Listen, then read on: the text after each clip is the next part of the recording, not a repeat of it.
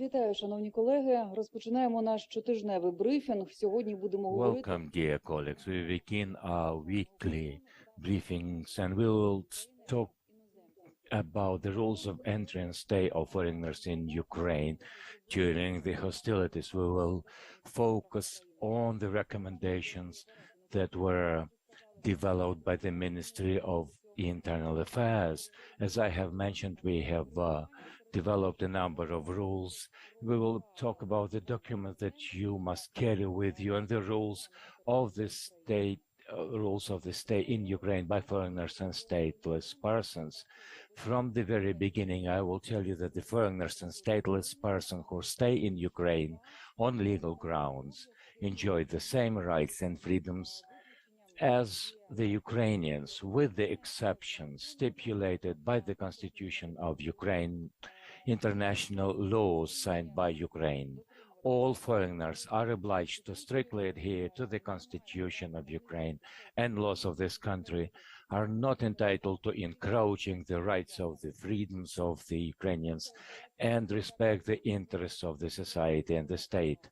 At the same time, since the February 24, a legal regime of martial law has been introduced. In view of the constitutional rights and freedoms of a person and citizens may be limited within the limits of and to the extent necessary for the functioning of martial law. So we will be talking about the documents you must carry with you. Since the 1st of July, the visa regime for the Russian citizens have been initiated. At the same time, let me remind you that visa is not an absolute guarantee for his or her entry into Ukraine. The final decision will be made by the officials of the State Border Service of Ukraine, representatives of that service are entitled to checking your documents at the checkpoints, and they will pass a decision whether you can enter, leave, or transit the territory of this country. The officers will also carry out registration of foreigners, and here is the list of the documents for you to be able to enter, transit, or leave the territory of Ukraine. A person has to have a valid passport document. Secondly, the absence of a decision of an authorized state body of Ukraine to prohibit entry into Ukraine. Thirdly, you must have an entry visa unless otherwise provided by the Ukrainian legislation. 4, confirmation of the purpose of the stay. And 5th point is availability of sufficient financial support. Foreigners or stateless persons who do not meet one or more conditions for entry that I have enumerated are denied access to the territory of the state. How do you confirm the purpose of your stay in Ukraine? This is a very important point.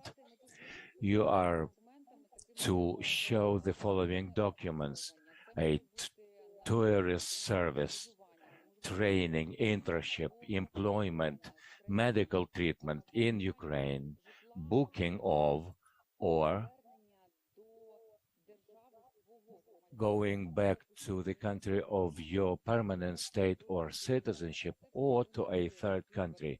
But these points must be confirmed by relevant documents. For example, the business trips include the invitation from an enterprise or state authority to, for example, to participate in meetings, conferences, or events of any type. So you have to have an invitation or some kind of confirmation, either professional, commercial, or businesses, but they must be authorized. For trips with the purpose of education, you must produce a certificate of enrollment, daytime, or training courses for advanced training, and we will consider such things as student card or your certificates of enrollment in the courses attended. For trips of a tourist or private nature, a document of the institution providing accommodation must be produced. It has to do with a person or a group of persons. And also you should produce an itinerary of the planned trip plus a return ticket must be produced. The distinct features of the stay of foreigners during wartime. Each person, as we understand, bears the responsibility for all the threats. She or he will make a decision of their own whether to go to the country under the martial law. This country has now demanded the carrying out the mandatory actions in the curfew, air raid alert, or missile danger. Now, in the full-scale aggression of the Russian Federation, as the aggressor country continues to shell the civilian infrastructure, all the regions of Ukraine are not safe. So to ensure the safe conditions for foreigners is very difficult. So we advise foreigners to consider these risks and to know that at this point in time, Ukraine is not able to guarantee a full safety.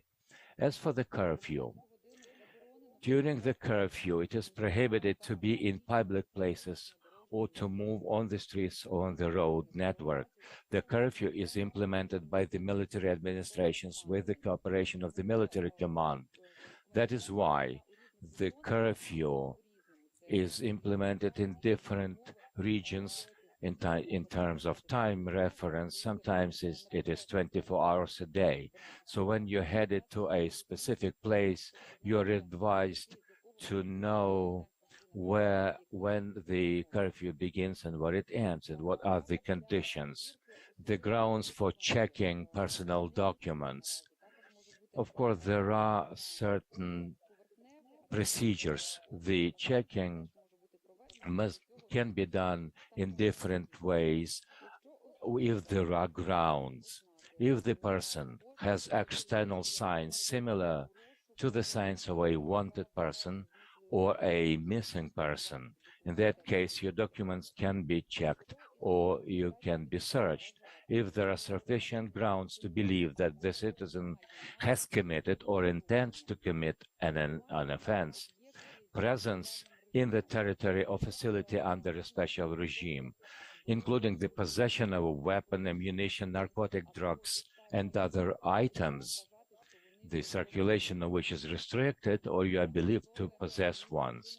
If the person is present at the place of a commission of criminal, administrative, or criminal law, or in case of a road accidents, if the external signs of a vehicle indicate that this has been involved in the car accident, so such a vehicle may be searched. Violation of prohibitions in the territory where martial law has been introduced. In case the citizen is detained, the checking of the vehicle and home inspections can also take place.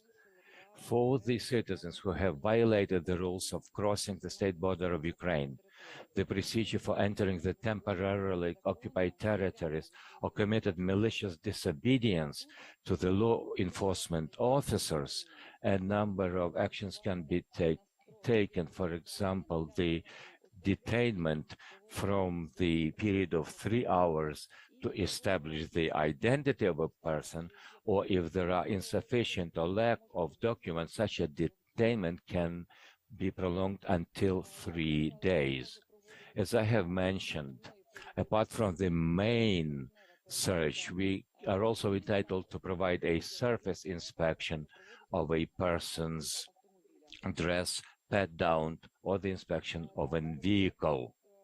When we talk about the surface inspection of the vehicle, such a procedure can be done if there are sufficient grounds to believe that there are criminals or people who have been held there illegally. I have enumerated only main recommendations. Such information is available on the site, where you will see a more exhaustive list where you can read all the procedures and steps. All these recommendations have been prepared by the communications department of the Ministry of Internal Affairs of this country, and I am ready to answer your question. Tatiana Litvinova, a question on the entry by the citizens of the Russian Federation. We heard some information from the State Border Guard Service, including the amount of money, and the question is whether they will be searched or the requirements will be more tough as compared to citizens of other countries, given the fact that there are no Ukrainian consulates in the Russian Federation. What is the general procedure? Thank you.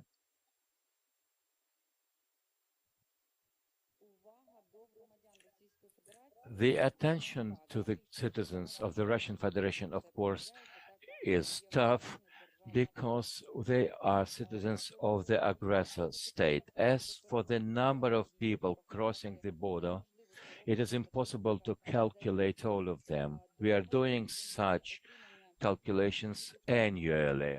As for the visa and documents, this is a standard procedure. If you have a visa, it's enough unless there are other procedures to be lived up to.